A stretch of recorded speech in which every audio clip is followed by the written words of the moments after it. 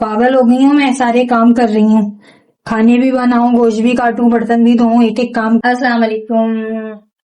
उम्मीद है आप सब खैरियत से होंगे। हम भी बिल्कुल ठीक ठाक हैं, सब खैरियत से हैं।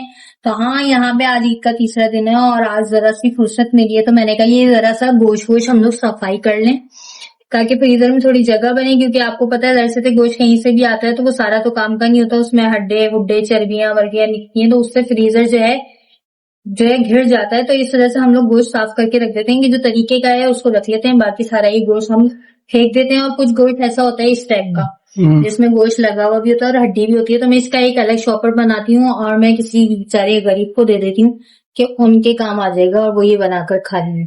तो खैर साथ में हमारे ये गरीब गुरबा भी बैठे हुए हैं जिनका रिश्तेदार है, और इनका बहुत बड़ा शिकवा है सारे रिश्तेदारों से, सारे मोहल्ले वालों से, कि इन लोगों के घर का गोश्त का हिस्सा आता है, मैं भी तो इस घर का फर्द हूँ, तो मेरे लिए एक थैली अलग से आनी चाहिए भाई।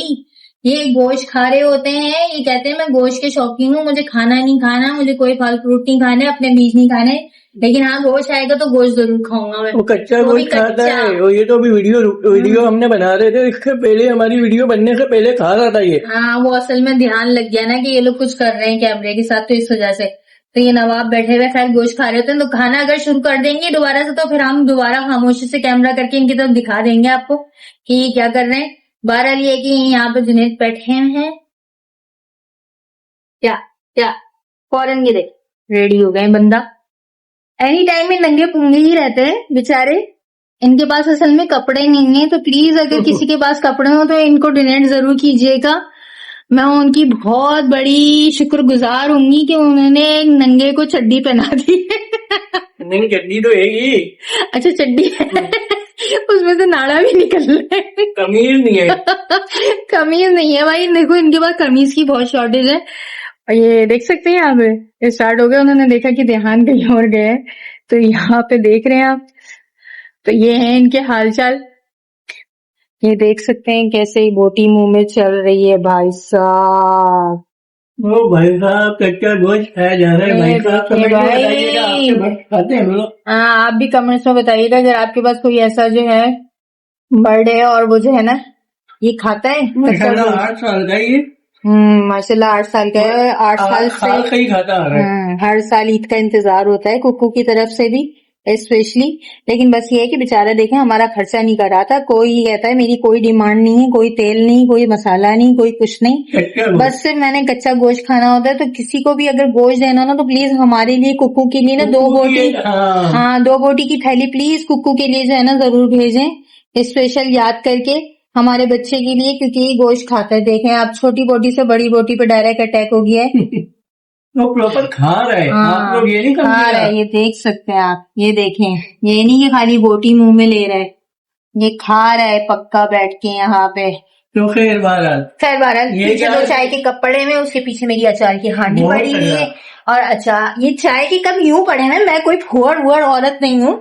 इसके अंदर देख सकते हैं ये कुक्कू की डबल रोटी रखी हुई है भीगी हुई, तो इन नवाब को खिलानी थी, साथ में ढोल लोगों को भी ले जाकर डालनी थी, तो फिलहाल इसने तो अभी खाई नहीं है, तो मैंने कहा चलो रखे रहे अंदर, क्योंकि नखरे बहुत चल रहे होते हैं, तो हमने कहा जब तक हम ये गोश्त शाम बना की लेते हैं। तैयारी। हाँ, थोड़ी सी शाम की तैयारी है, बोटी वोटी बना लूंगी, क्योंकि कल पुलाव बनाया था, कल कोई और मेहमान आए थे, आज किसी और ने आना है, तो ये है कि अब दिल नहीं कर रहा था बिल्कुल भी पुलाव बिरयानी वगैरह बनाने का, तो हमने कहा एक काम करते हैं कि बस जरा सी जो है बोटियां मसाला लगा के बिहारी बोटी मैं वो बना लेती हूँ, तो वो खा लेंगे हम, और हाथ के हाथ गोश्त भी हमारा साफ हो जाएगा। सफाई करें। हाँ चले, तो अभी फिलहाल तो मैं ये कि गोश्त की सफाई करती हूँ, बाकी इनको ना भूलिएगा प्लीज।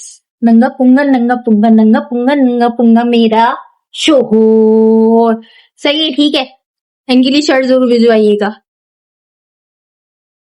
तो मैंने सोचा कि जो है अपना अचार को जरा सा हिला लूं मैं, क्योंकि शुरू में जब नया नया अचार डालते हैं तो दिन में 2 से 3 दफा हिलाना पड़ता है इसको, और बाकी वरना फिर दिन में 1-1 दफा कर लें। तो इसको रूम टेम्परेचर पे ही मैं गला रही हूँ, धूप में नहीं गला रही, जितना आहिस्ता आहिस्ता गलेगा उतना ज्यादा ये अच्छा टेस्टी होगा।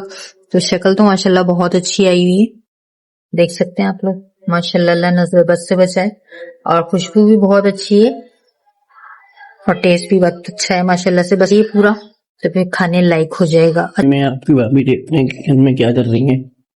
पिछले 2-3 दिन से जो है ना तूफानी गर्मी में मखरूफ है, लाइट भी गई हुई है अभी। क्या हो रहा है बेगम?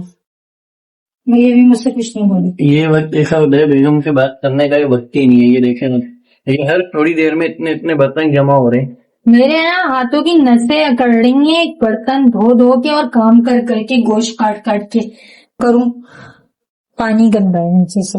मच्छर चाय लगा। बना रही है इस टाइम पे आप? चलो अल्लाह मालिक है, परेशान नहीं हो, मैं समझ सकता हूँ। हर थोड़ी देर बाद किचन का ये हाल हो रहा है, और पानी अलग से नहीं है। पानी हम लोगों का आ नहीं रहा है इतने टाइम से, जिसकी वजह से इतनी प्रॉब्लम हुई है। कम से कम पानी यूज हो रहा है, बाहर से मंगाया जा रहा है। और फिर गर्मी आपको बताया किसकी पड़ रही है। आज इसका तीसरा दिन है, तूफानी गर्मी, और तीसरे दिन से ही लाइट जाना शुरू हो गई। सिर्फ 2 दिन का रिलीफ मिला, फिर से लाइट जाना शुरू हो गई। तो वही पूरा दिन गुजर चुका है, मगरिब का टाइम हो चुका है, मगरिब की अज़ान भी खत्म हो चुकी है, टाइम भी खत्म हो चुका है। जो है ना सुबह बेगम जी जो सुबह आपने बोटियां वो काटी नहीं दिखाना है, जरूरी समझेंगी कैसी लग रही है? जी दिखा आपकी देंगे। बहुत मेहनत है इसमें, पता है। ऑलमोस्ट कर देंगे ये, बस थोड़ा सा बाकी है। भाई ये जो है ना, मैं बता नहीं सकता आप लोगों को, मेरी बेगम बेचारी कितनी प्रॉब्लम झेलती है। सारे दिन से जब खी उठी हुई होती है ना, तो शायद 1 मिनट को भी इनका पसीना रुकता है। जी बिल्कुल। और ये खुदा पाक की कसम रिलेटिव बोल रहा हूँ, झूठ बोलने वाले पे अल्लाह की 1,00,000 दफा लानत हो।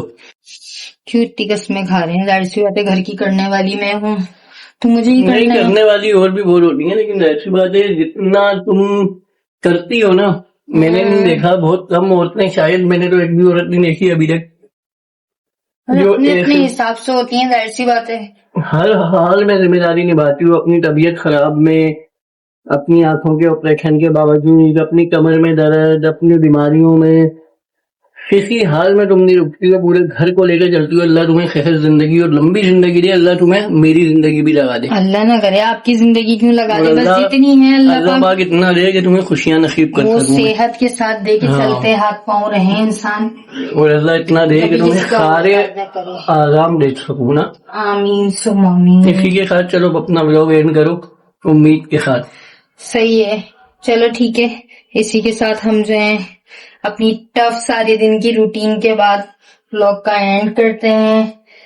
तो अगर आपको वीडियो अच्छी लगी है तो लाइक करें, शेयर करें, और सब्सक्राइब मेरी बाइक करें, के लिए दुआओं दुआ में करें। याद रखिएगा स्पेशली, और इनकी बाइक का भी स्पेशल याद करके दुआ करें कि जो है ना मेरी अल्लाह बाइक पाक मिल जाए। इनकी बाइक मिल जाए खैर के साथ। तो बस अपना बहुत सारा ख्याल रखिएगा और दुआओं में याद रखिएगा। अल्लाह हाफिज।